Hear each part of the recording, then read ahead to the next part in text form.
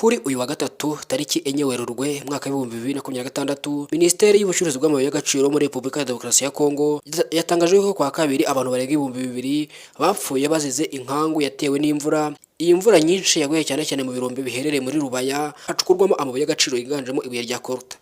Aka gace inkangu yabereyemo cyangwa se aka gace ka Rubaya niho mu minsi yashize haje kuba haba ibitero bya drone byaje guhitana umuvugizi wa M23 witwa Wiringoma. Ahangaha kandi niho hantu hakunze gucukurwa amabuye y'agaciro cyane ko ari umusozi munini cyane kandi kinini cyane gicukurwamo amabuye y'agaciro. Ahangaha rero hagomeje kubisobaniro cyangwa se hagomeje kuba ikotaniro ry'abasirikare b'ingabo za Repubulika ya Demokarasi ya Kongo FARDC ndetse n'ihuriro rya FC23 cyangwa se Alliance Fleuve. Iri huriro rivuga ko riharanira kwishyura ukizana k'umukongomani by'umwihariko ugomereza gukandamizwa, rivuga yuko rwose rizarwana kugeza ku mwuka wa nyuma. Nubwo abasirikare bagiye bamwe na bamwe bagenda bapfa urusorongo, gusa ibi ntabwo baviramo gucika intege ahubwo bakomeza bagana imbere.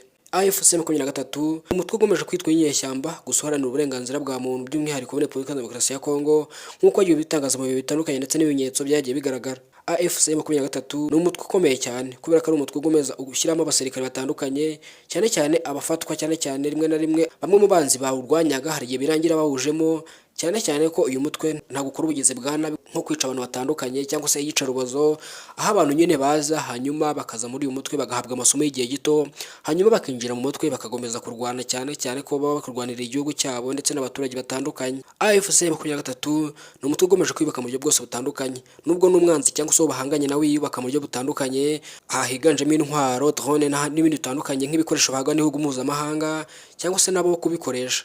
Gusa M23 nayo ntabwo iva kwizima. Hano wisanze ni kuri Taifa Rwanda, ni muri mushyashya ndagushishikaza gukora subscribe kugira tujye tubana umunsi ku wundi. Ciao nawo mu nkuru itaha.